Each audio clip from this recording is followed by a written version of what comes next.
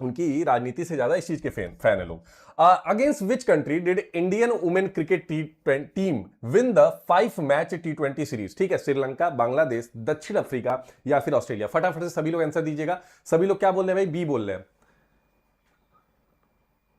हाँ हाँ, चलिए आगे चलिए, मैं बता देता हूं कि श्रीलंका श्रीलंका ने महिला क्रिकेट टीम ने भारत के दौरे में 5 मैचों की T20 सीरीज खेली। भारतीय महिला टीम ने शानदार प्रदर्शन करते हुए इस सीरीज में 5-0 से क्लीन स्वीप दर्ज किया। यह तीसरी बार है जब भारत की महिला टीम ने T20 सीरीज में 5-0 से जीत हासिल की। इससे पहले भारत ने वेस्टइंडीज को 2019 में और बांग्लादेश को 2024 में 5-0 से हरा चुके हैं। ठीक है, अगर मैं T20 रैंकिंग की बात करूं, ताजा जो 2 जून में आई है, T20 और वनडे दोनों में महिलाओं की जो रैंकिंग है वो तीसरे स्थान पे है, याद रख लीजिएगा। पहले स्थान पे कौन है? पहले स्थान पे ऑस्ट्रेलिया है। प्रणाम बेटा। चलिए आ जाइए, हाल ही में पारंपरिक डाक सेवा को बंद करने का पहला देश कौन सा बना है? देखिए, भारत में जो डाक सर्विस शुरू हुई थी वो किसके द्वारा शुरू हुई थी? डलहौजी के कार्यकाल में। डलहौजी को फादर माना जाता है डाक सिस्टम का। ठीक है, डाक सिस्टम का, और रेलवे भी इन्हीं की देन थी। तो लेकिन पहला कौन सा देश बना जो डाक परंपरा को ही खत्म कर रहा है? नॉर्वे, स्वीडन, डेनमार्क या फिनलैंड? तो मैं आपको बता दूं प्यारे बच्चे, ये जो डेनमार्क है, अब से ये पारंपरिक पत्र वितरण जो सेवा थी उसको पूरी तरह से बंद कर रहा है, क्योंकि दौर बदल चुका है, समय बदल चुका है। जो दुनिया का पहला ऐसा देश बन गया है, और यह 400 वर्ष पुरानी व्यवस्था है, आज की नहीं है डाक। हमारे यहां 200-250 साल पुरानी है, 250 नहीं, 150 भी कह सकते हो, 170-80 साल। लेकिन वैसे डाक सिस्टम यूरोप में बहुत पहले से शुरुआत हो गई थी, जो आज हम लोग यूज करते हैं। डिजिटल संवाद को बढ़ाने से पत्रों की संख्या में पिछले 25 वर्षों में 90% अधिक गिरावट हुई है। भाई सिंपल सी बात है, किसी को मैसेज करना है आप व्हाट्सअप कर देते हो। कभी सुनते हो कि चलो पत्र लिखते? पहले टेलीग्राफ जाता था, आप लोग पैदा नहीं हुए थे तब टेलीग्राफ जाता था सिस्टम, और वो बहुत जल्दी पहुंचता था, और उसमें बहुत मिनिमम वर्ड में लिखना होता था। मतलब उसमें ना हेल्पिंग वर्क जैसी चीजें यूज ही नहीं होती थी। दुर्लभ मृदा, रेयर अर्थ भंडार में भारत का वैश्विक स्थान क्या है, जबकि उत्पादन में वह पीछे है? What is Indian global rank in rare earth reserve? मतलब हमारे पास रिजर्व है, हमारे पास चीजें हैं, लेकिन हम लोग उसका प्रोडक्शन नहीं कर पा रहे, हम लोग उसको निकालने में काफी पीछे है। मतलब हमारी टेक्नोलॉजी बहुत पीछे है। तीसरा स्थान, दूसरा या चौथा या पांचवा? तो मैं आपको बता दूं, इस जो हमारे रेयर अर्थ है उसमें भारत का स्थान तीसरा है। ठीक है, लेकिन हम लोग उत्पाद करने में बहुत पीछे है। भंडार में चीन जो है 44 million ton rare earth metal है, जो कि 90% नियंत्रण भी इसका है। ब्राजील 21 मिलियन टन है, द्वितीय स्थान पे है, और भारत 6.9 मिलियन टन है, लेकिन केवल 6 से 7% ही देखा जाए तो ये मतलब चीजों को वो कर नहीं 1% से कम कर पा रहा है, और 6 से 7% पूरा शेयर है इसका। ठीक है, तो भारत के पास चीजें होते हुए भी उस चीज को निकालने में काफी कम है, क्योंकि हम लोग टेक्नोलॉजी वाइज पीछे हैं। हम लोग टेक्नोलॉजी वाइज पीछे नहीं। चाइना, ब्राजील और इंडिया टॉप 3 में कौन है? चाइना, ब्राजील और इंडिया है मेरे भाई। आगे चलते हैं, अगला सवाल क्या कहता है? अगला सवाल कह रहा है, किस राज्य ने भारत की पहली बार 8वां राज्य वेतन आयोग स्थापित किया है? बहुत अच्छा क्वेश्चन है। देखो, आपको पता है पहले सेंट्रल इस चीज को करेगा, और सेंट्रल जब कर लेगा तो राज्य उसी पे अमल करता है। जैसे उत्तर प्रदेश का एग्जांपल दे दूं, उत्तर प्रदेश में क्या होता है? डिक्टो कॉपी कर दिया जाता है, जो सेंट्रल देता है डिक्टो same to same Uttar Pradesh राज्य सरकार उस चीज को कॉपी कर देती है। ठीक, लेकिन मेरे भाई ये चीज हर राज्य में नहीं होता। हर राज्य अपना अपना आयोग बनाता है, और सब राज्य बनाते हैं, यूपी बनाता है, लेकिन उसी के हिसाब से चलता है। अभी 8 पे कमीशन पे बहुत विवाद भी चल रहा है कि भैया कितना मिलेगा। ठीक, अब लेकिन सिंपल सी बात है, ये लागू 1 जनवरी से हो जाएगा। आपका 1 जनवरी 2026 से ये लागू हो जाएगा। तो अगर मान लीजिए नेक्स्ट ईयर 2027 में जब आपकी जॉब लग जा रही है और आपका ज्वाइनिंग हो रहा है, मान लो जुलाई से ये लागू हो रहा है, तो ये जो 18 महीने का होगा, मान लो 20,000 रुपए भी आपकी सैलरी बढ़ी होगी, तो ये आपका मिल करके 4 लाख रुपए एक साथ आएगा। ये क्या आएगा? 4 लाख रुपए एक साथ आएगा। ये आपको प्रॉफिट एक साथ एरियर के रूप में आ जाता है। ठीक, अब 1 जनवरी से ये लागू होगा। पहला राज्य कौन सा बना है जो 8th पे कमीशन को लाया है? भैया गुजरात, आसाम, केरल, महाराष्ट्र। तो मैं आपको बता दूं, 8वां वेतन राज्य आयोग का गठन आसाम किया है। मैं आपको बता दूं, आसाम इन चीजों में आगे भी रहता है, लेकिन मेरे भाई इलेक्शन भी था। ठीक है, इलेक्शन था। इलेक्शन की वजह से इन चीजों पे थोड़ा सा लोगों का फोकस बढ़ जाता है। अच्छा, पीछे चल रहे हो?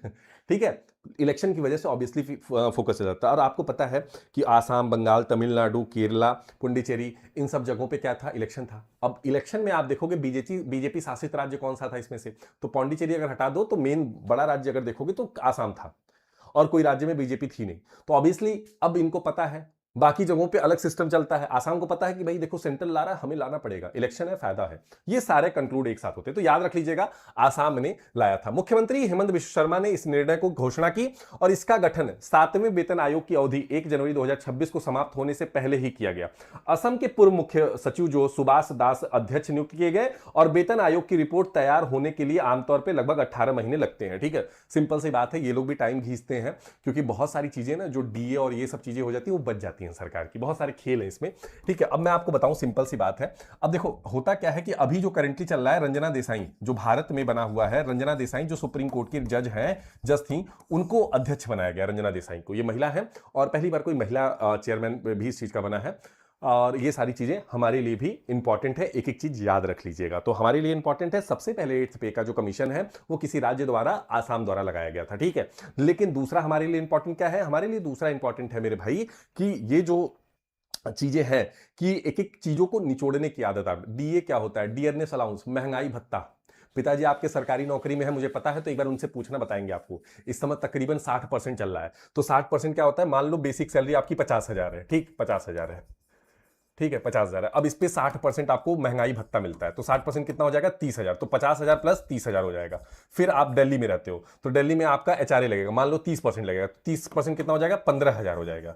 ठीक, उसके बाद कुछ एक्स्ट्रा अलाउंस होता है जैसे टीपीए, ट्रांसपोर्ट और बाकी सब अलाउंसेस मिला के एटलीस्ट मान लो 15,000 के आसपास मिलता है। तो ये सैलरी आपकी कितनी हो जाएगी? 1,10,000। तो जिसका बेसिक तकरीबन 1 लाख होता है अभी के हिसाब से, उसकी सैलरी 1,10,000, 50,000 होता है, उसकी सैलरी 1,10,000 बन रही होगी। अब चलिए अगले क्वेश्चन पे चलते हैं। सावित्रीबाई फुले की 194वीं जयंती पर किस तारीख को मनाई गई? ठीक है, अब देखो सावित्रीबाई फुले कौन है भैया? सावित्रीबाई फुले ज्योतिबा फुले जी की वाइफ है, धर्मपत्नी है। ठीक है सर, नमस्ते। करंट अफेयर के लिए आज पहली बार कोई क्लास देख रहा हूं जो सीजीएल के लिए, वैसे भी सर जीएस में 20-22 मार्क्स आ रहे हैं, जबकि बाकी 3 सब्जेक्ट में 45 आ रहे हैं। बेटा आप सही से फॉलो कर लो, जीके का भी रुख आपका पलट जाएगा। मैं गारंटी दे रहा हूं, यहां पे जो बच्चे डेली फॉलो कर रहे हैं, तुम उन्हीं से पूछ लो, तुम उन्हीं से पूछ लो, तुम्हें पता चल जाएगा कि जीके अगर आपने सही से 1-2 महीने बस इस चैनल को फॉलो कर लिए, आपको कुछ भी आवश्यकता नहीं होगी। अपने आप आपके जो ये 20-22 पे अटके हुए हो, अगर नहीं 35-40 पहुंच गए तो बताना मुझे, बस 1.5 से 2 महीने में कुछ नहीं एक्स्ट्रा करना होगा। बस जो जो चीजें करा रहा हूं रिपीट पे फॉलो करते जाओ। ठीक, चलो आ जाते हैं भैया। अब देखो सावित्रीबाई फुले ज्योतिबा फुले जी की धर्मपत्नी है। 1 जनवरी, 3 जनवरी या 2 जनवरी, 4 जनवरी। तो मैं आपको बता दूं, सावित्रीबाई की 194वीं जयंती 3 जनवरी को। सावित्रीबाई फुले का जन्म 3 जनवरी 1831 को महाराष्ट्र के नाई गांव में हुआ था। माली समुदाय से थी जिसके सामाजिक भेदभाव का सामना करना पड़ा। उनका विवाह ज्योतिबा फुले से हुआ जो एक प्रमुख समाज सुधारक थे। वे भारत की पहली महिला शिक्षिका बनी।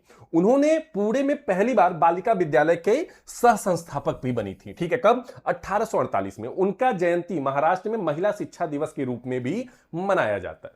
पहली महिला शिक्षिका है ये, पहली महिला शिक्षिका है ये। ठीक, आगे चलते हैं। अब देखिए कुछ चीजें हैं जो जनवरी में हम लोग को मनाना होता है। तो आप देख सकते हैं जनवरी 2026 में कुछ प्रमुख दिवस, जैसे 1 जनवरी को हम लोग क्या मनाते हैं? ग्लोबल फैमिली डे और डीआरडीओ डे। 3 जनवरी को सावित्री फुले जी का जन्मदिन है। 4 जनवरी को वर्ल्ड ब्रेल डे है। 6 जनवरी को वर्ल्ड वॉर ऑर्फन डे है। 8 जनवरी को अर्थ का रोटेशन डे है। और प्यारे बच्चे ये बहुत इंपॉर्टेंट है कि 9 जनवरी को क्या है? प्रवासी भारतीय दिवस, एनआरआई डे। इसी दिन गांधी जी आए थे, इसी वजह से इस चीज को सेलिब्रेट करते हैं। साथ ही साथ 10 जनवरी की बात करें, वर्ल्ड हिंदी डे मनाया जाता है। और 11 जनवरी को लाल बहादुर शास्त्री जी की मृत्यु हुई थी। और साथ ही साथ एनिवर्सरी, डेथ एनिवर्सरी, हम लोग इसको डेथ एनिवर्सरी के रूप में याद करते हैं। 12 जनवरी बहुत इंपॉर्टेंट है क्योंकि भैया इस दिन नेशनल यूथ डे मनाते हैं, क्योंकि स्वामी विवेकानंद जी का जन्म दिवस था। ठीक, 14 जनवरी को आर्म फोर्सेस, आर्मी का हम लोग डे मनाते हैं। और 15 जनवरी को Indian meteorological department foundation day और आर्मी डे, सॉरी 15 जनवरी को आर्मी डे मनाते हैं। ठीक है, और arm forces day, veteran day 14 जनवरी को मनाते हैं। ठीक, अब आगे चलते हैं। तो 16 जनवरी को नेशनल स्टार्टअप डे, ये हमारे लिए इंपॉर्टेंट नहीं है, इंपॉर्टेंट हमारे लिए ये है। और उसके बाद मेरे भाई 21 जनवरी को त्रिपुरा, मणिपुर, मेघालय स्टेटहुड डे है, क्योंकि इसी दिन इनको राज्य का दर्जा मिला था। वहीं 23 जनवरी को नेताजी सुभाष चंद्र बोस जी का है, जिसके लिए हम लोग पराक्रम दिवस के रूप में सेलिब्रेट करते हैं। 24 जनवरी को national girl child international day हम लोग मनाते हैं। और 25 जनवरी को हिमाचल प्रदेश को मिला था स्टेटहुड। 26 जनवरी को रिपब्लिक डे मनाते हैं। 28 जनवरी को डाटा प्राइवेसी, लाला लाजपत राय जयंती मनाते हैं। और साथ ही साथ 30 जनवरी को हम लोग महात्मा गांधी जी की डेथ एनिवर्सरी के रूप में भी याद करते हैं। जनवरी का एक बार रिवीजन हो गया। आनंद सिंह कह रहे हैं कि sir your teaching help me a lot, thank you so much बच्चा। चलिए आगे चलते हैं। जनवरी 2026 में खबरों के अनुसार 70 लाख से अधिक आबादी वाला देश पहला झुग्गी मुक्त शहर कौन सा बनने जा रहा है? According to January 2026 report, which city with the population over 70 lakh, जहां कौन सी शहर है जहां पे 60-70 लाख से ज्यादा लोग रहते हैं लेकिन वो अब स्लम फ्री हो रहा है? क्या वो सूरत है, क्या वो पुणे है, क्या वो अहमदाबाद है, क्या जयपुर है? दो यहां पे गुजरात के हैं, एक महाराष्ट्र का है और ये है। आप लोग फटाफट से मुझे बता दीजिए, आप लोग फटाफट से मुझे बता दीजिए इसका आंसर, फटाफट से मेरे भाई बता दीजिए। चलिए बताइए। चलिए मैं बताता हूं। देखिए गुजरात का सूरत जो शहर है 70 लाख से अधिक आबादी का है लेकिन इसको स्लम फ्री कर दिया गया है। जनवरी 2026 की रिपोर्ट के अनुसार यहां झुग्गी आबादी 2006 में 38% थी, इससे घट करके मात्र 5% रह गई है। अगर नगर निगम प्रधानमंत्री आवास योजना के माध्यम से झुग्गियों को पक्के मकान में बदल रहा है। नोट, चंडीगढ़ 10 लाख की आबादी में पहला झुग्गी झोपड़ी मुक्त शहर बन चुका है। उड़ीसा की राजधानी भुवनेश्वर की जो है जगह मिशन के तहत झुग्गी मुक्त बनाने की दिशा में तेजी से कार्यरत भी है। ठीक है, जगह मिशन किससे रिलेटेड है? कि झुग्गी झोपड़ियां आपकी कम हो सके। क्या हो सके? झुग्गी झोपड़ियां आपकी कम हो सके। देखो बात यह है ना, क्वेश्चन यहां पे गलत कर लेना लेकिन एग्जाम में मत करना। जो लोग बाद में भी देखे ना, तो मैं यही कहूंगा कि भैया इसको 2 बार देख लेना, एग्जाम से पहले भी देख लेना 1-2 बार, अपने आप आपका काम हो जाएगा, कुछ भी एक्स्ट्रा करने की आवश्यकता नहीं आएगी। अब अगला कह रहा है कि भारत का पहला सरकारी एआई क्लिनिक कहां पर शुरू हुआ है? नई दिल्ली एम्स में, मुंबई के टाटा अस्पताल में, बेंगलुरु के क्या है भाई NIMHANS में, ग्रेटर नोएडा के जिम्स में। ठीक है, JIMS में। चलिए ग्रेटर नोएडा के government institute of medical science GIMS में भारत का पहला सरकारी एआई क्लिनिक शुरू किया गया है। जो बेसिकली ये क्लिनिक जो है वो क्या करेगा? स्वास्थ्य डेटा इनका रखेगा और उसके हिसाब से सटीक उपचार बताएगा। क्लिनिक का शुभारंभ जनवरी 2026 की शुरुआत में हुआ, जिससे स्वास्थ्य मंत्रालय की additional director general Sujata Chaudhary ने ऑनलाइन भाग लिया। IIT कानपुर में शैक्षिक और तकनीकी सहयोग प्रदान कर रहा है और साथ ही साथ इस चीज के लिए AI में IIT कानपुर तो सहयोग दे रहा है, लेकिन भारत सरकार भी कहीं ना कहीं धीरे धीरे टेक्नोलॉजी को ड्रिवन भारत को बनाने की कोशिश कर रहा है ताकि भारत का ग्रोथ बेसिक बेहतर किया जा सके। देखो आज क्वेश्चन काफी ज्यादा है, 500 से ज्यादा है, तो हमें स्पीड भी यही वाली बरकरार रखनी पड़ेगी।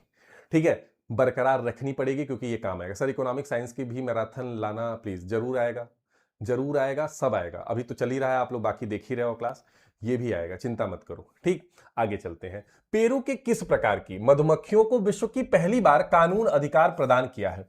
Peru has granted legal right to which type of bee first time in the world? पहली बार किसी ने मधुमक्खियों को, सोचो क्या अधिकार दिया है कि भैया आप क्या कर सकते हो, इनको एक लीगल ग्रांट दे दिया। डंक वाली मधुमक्खियों को, बिना डंक वाली मधुमक्खियों को, शहद मधुमक्खियों को या जंगली मधुमक्खियों को। चलिए मैं आपको बता दूं, पेरू के अमेजन वर्षा वनों में, जो रेन फॉरेस्ट है अमेजन का, पाई जाने वाली बिना डंक की मधुमक्खियों को क्या है भाई, दुनिया के पहली बार कानूनी अधिकार प्रदान किया गया। यह कदम जैविक सांस्कृतिक संरक्षण के लिए ऐतिहासिक है, जो स्थानीय समुदाय के पारंपरिक ज्ञान को भी मजबूत करता है। पेरू के सतीपो और नौता नगर पालिकाओं के अध्यादेश पारित कर इन मधुमक्खियों को कानूनी मान्यता दी है। देखो डंक नहीं है, क्या पता तुम पकड़ के मार दो। देखो सिंपल सी बात है, किसी के पास लाठी है ना तो आप डरोगे उसके पास, मारेगा यार बुढ़ा। ठीक है, मान लो कोई बुजुर्ग ऐसे बैठा है, लेकिन वो अगर सीधा साधा ऐसे बैठा है ना, तुम बोलोगे चचा क्या हाल है, चचा आप कुछ बोल ही नहीं पा रहे, लेकिन चचा के पास डंडा है ना तो फट दूर से बोलोगे और चचा क्या हाल है, ये भी डर रहेगा ना, चचा डंडा फेंक के मार देंगे।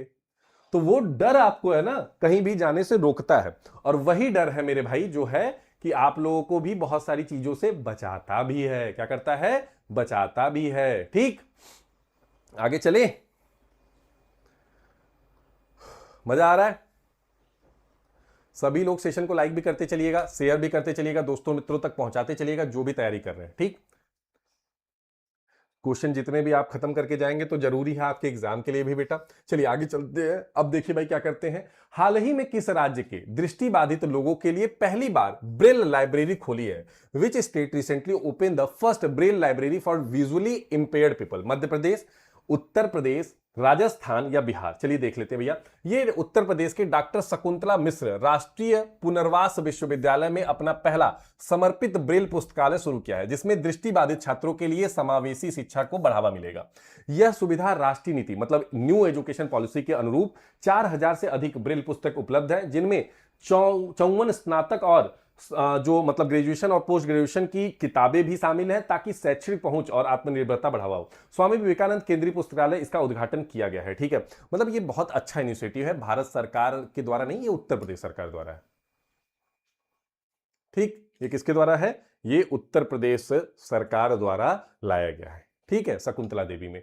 राष्ट्र क्या है? संयुक्त राष्ट्र मतलब यूनाइटेड नेशन ने वर्ष 2026 को किसके लिए अंतरराष्ट्रीय वर्ष घोषित किया है? The United Nation has declare 2026 as international year of what? किस चीज का इंटरनेशनल ईयर? बहुत सिंपल सवाल है। सवाल यह कह रहा है कि यूनाइटेड नेशन ने इसको एक इंटरनेशनल ईयर घोषित किया है, किस फील्ड में? आपको बताना है कि क्या बायोडायवर्सिटी, वाटर कंजर्वेशन, या फिर क्या है भाई, क्या है? पशुपालन में। चलिए देखते हैं। देखो, मैं सिंपल सी बात बोलता हूं, जो ऑप्शन कई बार बड़े दिखें मैं उधर ही बढ़ जाता हूं। ठीक, चलो आगे देख लेते हैं भैया। क्या है? संयुक्त राष्ट्र मतलब यूनाइटेड नेशन ने इस बार क्या किया है कि भैया रेजलैंड और पशुपालन को वर्ष घोषित किया है इसे। यह निर्णय चरागाह भूमि, जो रेजलैंड होता है जहां पे चारागाह, जहां पे जानवर चर सकते हैं, ठीक है, ग्रास लैंड टाइप का होता है, और वहां पे वैश्विक चुनौतियों पर ध्यान केंद्रित करने के लिए लिया गया है। इस वर्ष का लक्ष्य है रेजलैंड परिस्थितियों तंत्र की रक्षा, पशुपालन समुदायों का सशक्तिकरण और जलवायु परिवर्तन पर निपटना। भाई इसी निपटने के जलवायु परिवर्तन के चक्कर में तो अल्नीनो सुपर लेवल पे चल रहा है, जहां भारत मरे पड़ा है। क्या है भाई? भारत निपट जाएगा ना इस तरह से, जिस हिसाब से गर्मी पड़ रही है, इस लेवल पे गर्मी। अच्छा, यूरोप में पता है आपको क्या चल रहा है इस समय? यूरोप में बहुत भयंकर हीट वेव चल रही है, केवल 35-40 डिग्री पे। क्यों? क्योंकि वहां पे लोगों की आदत ही नहीं थी, वहां पे लोग एसी यूज नहीं करते थे। अब वहां पे लोगों को एसी चाहिए, अब लोग ढूंढ रहे हैं, एसी मिल नहीं रहा है क्योंकि मार्केट में है नहीं एसी। असली एसी का यूज तो एशिया और अफ्रीका में हो रहा था, वहां तो हो ही नहीं रहा था, असली ज्यादा तो हम परेशान थे। ठीक है, इस वर्ष का लक्ष्य है रेजलैंड परिस्थिति को, तंत्र को, रक्षा, पशुपालन, इन सब चीजों को बढ़ावा देना, ताकि वहां पे हम लोग इन चीजों को बेहतर कर सकें। अगला क्वेश्चन है महिला प्रीमियर लीग WPL 2026 में कुल कितनी टीमें खेल रही हैं? How many teams are playing in the women's premier league? Women's premier league में कितनी टीमें खेल रही हैं? क्या 5 टीमें, 6 टीमें, 8 टीमें, 10 टीमें? देखो, पुरुष में कितने हैं? 10 टीमें हैं, याद होगा आपको, गुजरात और लखनऊ के बढ़ने के बाद 10 टीमें हो गई थी। लेकिन महिलाओं में प्यारे बच्चे याद रख लीजिएगा कि WPL महिला प्रीमियर लीग में टूर्नामेंट में टाटा वुमेन्स प्रीमियर लीग है प्यारे बच्चे, और इसमें चौथा सीजन है 9 जनवरी 2026 से 5 जनवरी तक, और प्रत्येक टीम क्या है 8 मैच खेलेगी, प्ले ऑफ एलिमिनेशन और फाइनल रहेगा, डबल रॉबिन है। इसमें टोटल, इसमें मेंशन नहीं किया गया है, लेकिन मैं आपको बता दूं कि टोटल जो है कितनी टीमें हैं बताओ? 8 8 8। हां, कितनी टीमें हैं बताओ? बी 5 वाले कौन हो भाई? 5 वाले कौन हो? मैं देखना चाहता हूं 5 वाला कौन है, बताइए। 5 वाला कौन है बताइए। चलिए, अब एक क्वेश्चन ऐसा फंसा है, मैं थोड़ा सा रुको, इस पे क्विज बना देता हूं ताकि मुझे पता चल पाए कि एक्चुअल में आंसर आपका क्या है। ठीक है, चलो मैं एक सेकंड के लिए क्विज बना रहा हूं, इसका आंसर आप लोग क्विज के माध्यम से दीजिए। तो थोड़ा सा मैं भी आप लोगों से देखना चाहता हूं कितने लोग क्विज में इसका आंसर दे पाते हो। ठीक है, चलो भाई देखते हैं। बहुत आसान है, लेकिन यही छोटी छोटी गलतियां हम लोग कर देते हैं एग्जाम में। चलिए बताइए, क्विज में बताइए कितने कितने, बताइए भाई, फटाफट बताइए, फटाफट बताइए।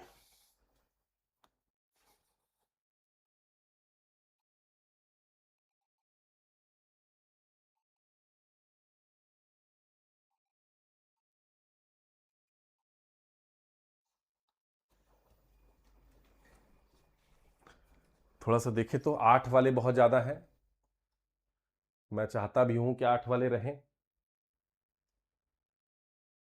वेरी गुड, 8 वाले बहुत अच्छा, बहुत अच्छा। अब मैं एंड करने जा रहा हूं क्विज, अब मैं एंड करने जा रहा हूं। उम्मीद है सभी लोगों ने आंसर दे दिया होगा। ठीक है, बहुत सही, उम्मीद है सभी लोगों ने आंसर दे दिया होगा। अब मैं देखता हूं। वेरी गुड, वेरी गुड, मैं यही जानना चाहता था। देखो, ए कह रहे हैं 42% लोग, चलो भाई, अब 5 वाले ज्यादा कैसे हो गए? सी कह रहे हैं 42% लोग, मैं थोड़ा सा कंफ्यूज करने की कोशिश की, सब कंफ्यूज हो गए। 8% है बी और 8% है डी। चलो तो 8% और बी और डी वाले तो महान अनुभव है, मैं इन पे नहीं जाऊंगा अभी। लेकिन प्यारे बच्चे, महिला प्रीमियर लीग में टोटल 5 टीमें हैं। कौन कौन सी? एक तो है बेंगलुरु, जो कि याद करो जीत चुकी है पहले, ठीक है, बेंगलुरु है। दूसरी है मुंबई, तीसरी है गुजरात, चौथी है यूपी और पांचवी है दिल्ली। ये 5 टीमें हैं। मैं 8 पे ऐसे ऐसे पिन क्या घुमाया कि बच्चों के दिमाग में आ गया। Very good, very good. चलो, पार्टी बदलने सर, हाँ पार्टी बदल लेते हैं सर, मुझे पता है बदल लेंगे, इसीलिए मैंने क्विज निकाल दिया। मैंने कहा थोड़ा देखे तो हम भी